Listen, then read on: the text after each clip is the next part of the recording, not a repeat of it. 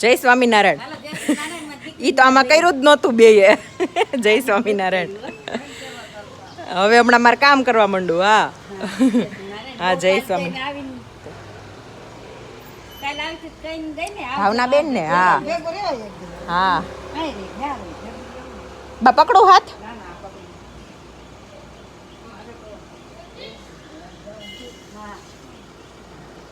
હાલો જય સ્વામિનારાયણ. હા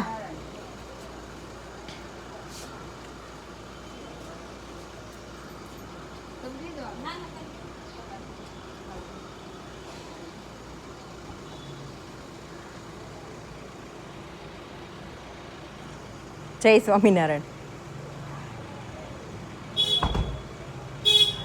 મમ્મી બેનને ઓલું યાદ કરાવજો, થેપલાનો લોટ નો બાંધે, દીવા ઓલા વડા ખાશે.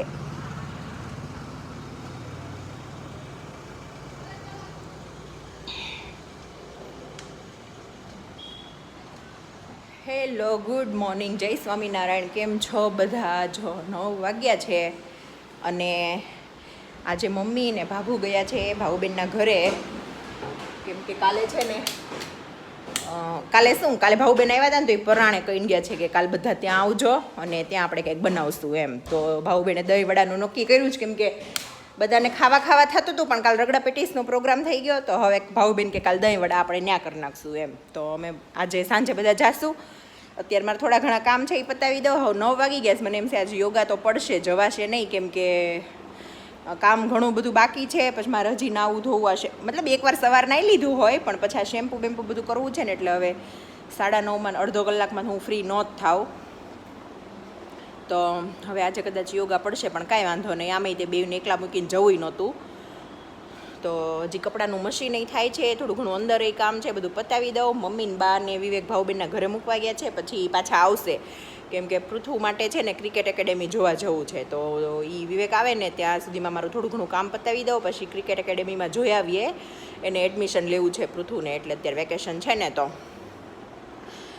એવું બધું ચાલે છે. એટલે વિવેક અત્યારે મમ્મીને બાને ભાઉબેનના ઘર ઉતારીને પાછા આવશે. પછી અમે બધા સાંજે જાશું કેમ કે ભાઉબેન તો અત્યારે સવારથી કહેતા હતા પણ મેં કીધું સવારથી નથી આવવું કેમ કે જેટલા થોડા ઘણા કામ છે ને બપોર સુધીમાં હું મારા કમ્પ્લીટ કરી દઉં. આ પૃથ્વીને એ ઓલું એકેડેમી જોવા જવું છે એ, પછી મારે બીજા 2-3 કામ છે એ બધા પતાવી દો. મારે વિડીયોનું એડિટિંગ ને બધું કરવાનું છે પણ ત્યાં નેટવર્ક વગર છે ને ઓલું થાય એટલે. તો એ બધું હું અહીંયા મારા ઘરે અહીંયા મતલબ અહીંયા બધું પતાવી દઉં ને પછી બપોર પછી જઈએ ને તો ત્યાં શાંતિથી નિરાતે રહેવાય એમ. તો એવું છે. તો બા આજે ભાઉબેનના ઘરે ગયા છે. હવે આવતીકાલ મંગળવાર ને કાલ બા અમદાવાદ પાછા જતા રહેવા. જો આવ્યા હતા થોડાક દિવસ રહીને વહી ગયા. બાને મિસ કરશું. કેમ પૃથુભાઈ નાઈને આવ્યા બતાવું ગયો જા જા જા. તો ચલો કાંઈ નહીં, ફટાફટ આપણે કામ પતાવી દઈએ પછી જોઈએ આગળ.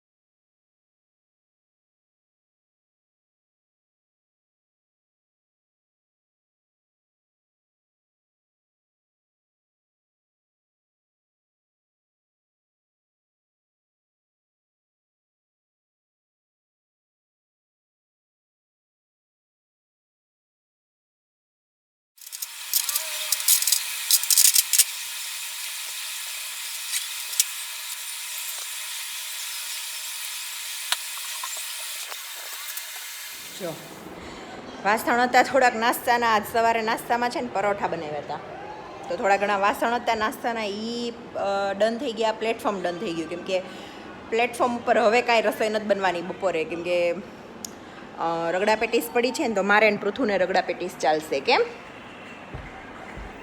અને સવારે નાસ્તામાં પરોઠા પડ્યા હતા ને તો દીવાનું પરોઠું પડ્યું છે તો દીવાને રગડા પેટીસ નથી ભાવતી એટલે એ પરાઠું ખાઈ લેશે અને અમે મા દીકરો બેવ રગડા પેટીસ ખાઈ લઈશું. એટલે પ્લેટફોર્મ ડન, વાસણ ડન.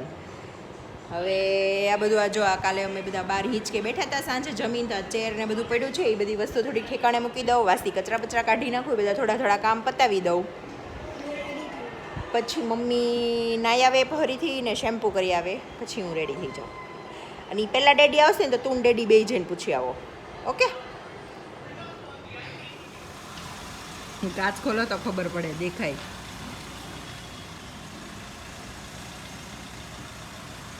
જાઓ પૂછી આવો.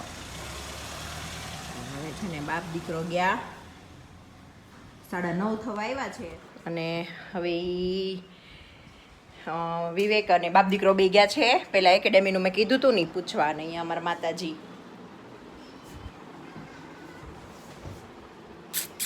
જાને નાઈ નહીં કરી આવ ને ભાઉફિયાન ઘરે સાંજે હમણાં જવાનું જ છે. હમણાં આવશે, ફોન કરું એને. જો આજે મારે એવું થયું, હું સવારનું બધું થોડું ઘણું કામ મારું પતાવી રહી ને ત્યાં જોડે જોડે છે ને માસી આવી ગયા. આજે મેરેજમાં જવાનું હતું ને તો એ થોડાક વહેલા આવ્યા હતા. તો મારે સરસ બધું આખા ઘરનું કામ પતી ગયું. પછી હું નાહી આવી, નાહી ધોઈને આજે મારે શેમ્પૂ કરવું હતું, ઓઇલ કર્યું હતું મેં સવારે, તો એ બધું કરી લીધું. અને પૃથુભાઈ છે ને એ ધીમું નહીં કરે, ઓલું MS ધોની મૂવી જોવે છે, ધ અનટોલ્ડ સ્ટોરી એવું કંઈક છે ને MS ધોનીનું. એ તો એ છોકરા બે દીવાએ બેસી ગઈ છે જમવા. એ કે એનું પરાઠું હતું ને તો એ કે મમ્મી મને જમી લેવું છે. સવાર ખાલી દૂધ પીધું હતું ને તો એ ભૂખી થઈ છે. ને પૃથુ કે મને રગડા પેટીસ ગરમ કરી દો ને મારે ખાઈ લેવું છે. તો હજી થયા છે નહીંતર 11:30 જ તે, પણ બે ભૂખ્યા થઈ ગયા છે. તો બે બેસી જ ગયા છે, મતલબ દીવા બેસી ગઈ છે. અને પૃથુને આપી જ દઉં છું. અને પછી હું એવું વિચારું છું કે હું જમી જ રહું, કે છોકરાઓ બે ખાઈ લે, પછી હું એકલી જ બાકી રહીશ. એટલે તો આજે અમારું એવું કંઈક સિમ્પલ છે. સિમ્પલ મતલબ કે કંઈ નવું બનાવવાનું હતું નહીં, રગડા પેટીસ છે. ચાલ પૃથુ આવી જા, તો એને આપી દઉં, જમી લઈએ. પછી કપડાં તો હજી સૂક્યા છે હમણાં, એટલે હજી તો ઘડી તો હમણાં નહીં થાય, સુકાય પછી. તો પછી કંઈક કપડાં બપડા બધું ઘડી કરી નાખીએ અને એવું કરીએ. પછી વિવેકે કીધું છે કે હું 6-6:30 આવીશ એમ, તો ત્યાં સુધી પછી ફ્રી જ છીએ. તો કંઈક ટીવી બીવી જોશું. ને દાડમના દાણા છે, કાલે દાડમ હું લાવી હતી ને, તો કાલે બાય અને ભાઉફી એને બધા બેઠા હતા ને, તો દાડમના દાણા કાઢ નહીં ખાતા. તો ભગવાનને દાડમના દાણા ધરાવી દઈશ. પાણી અને ફ્રૂટ ક્યાં? અરે કાંઈ નહીં, આમ સામેથી પ્રકાશ આવે છે. તો એવું છે, હવે જમી લેશું ને પછી તો મને એમ છે 6-6:30 સુધી વિવેક આવે ત્યાં સુધી ફ્રી છીએ. વચ્ચે વચ્ચે આ છોકરાઓ કે ખાવા પીવા માંગે તો બસ એટલું હોય. પણ આમ તો પછી સાંજ સુધી હવે આજે ફ્રી જ છું, કેમ કે જેટલું કામ હતું ને અત્યાર સુધી મેં બધું પતાવી દીધું છે. કેમ દીકો? અને આમ જો ગરમી તો મોઢા ઉપર દેખાય જ આવે, એટલી ગરમી થાય છે. દીવા દીવા આમ સામે જો, આમ જો સામે જો વરસાદ અંધાર્યો છે.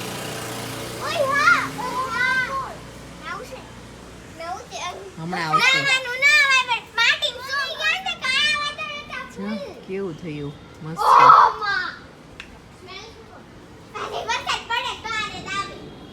હા, વરસાદ પડે ને ત્યારે જ આવે.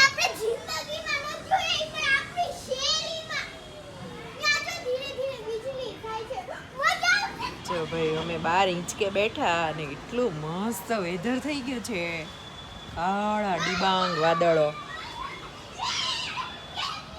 પણ આવતો નથી વરસાદ. કેમ દીકું? અને ઠંડો ઠંડો પવન આવે છે ને, એટલે એસી ચાલુ કર્યું હોય કેમ ઠંડો પવન આવે એવું.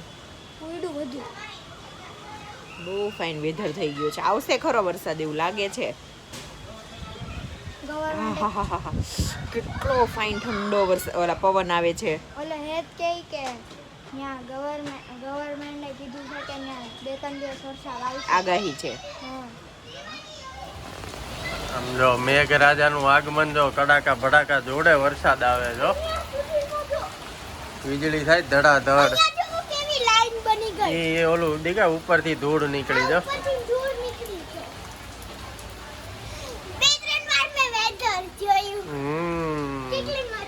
જો હવે અમે જઈએ છીએ ભાઉબેન ને ત્યાં જમવા.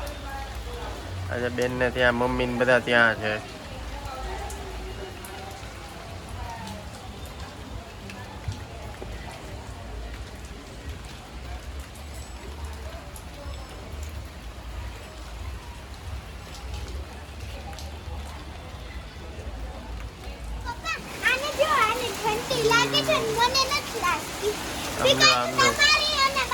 કેટલી ધૂળ આવી આમ તો જો તમને બી ક્યાં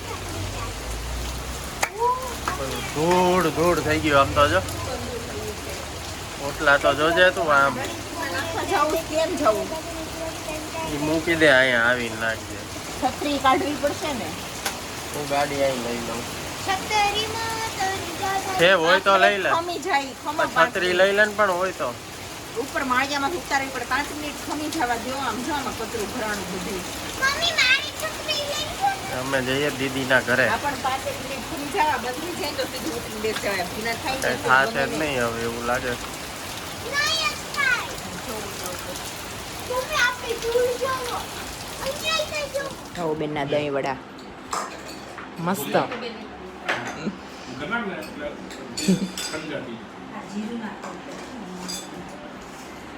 તમારે કેમ સાફ થઈ ગઈ ડીશ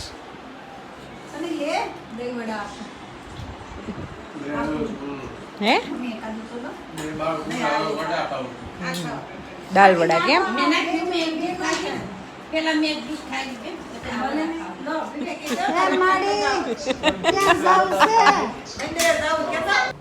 જો જમીને ફ્રી થયા ને તો દીવાબેનના નાટક ચાલુ થઈ ગયા છે અને અમે બધા એન્જોય કરતા હતા એના નાટક. ચલો તો આ સાથે આ વિડીયોનો એન્ડ પણ અહીંયા જ કરીએ. મળીએ કાલે નવા વ્લોગમાં. ત્યાં સુધી બધાને જય સ્વામિનારાયણ.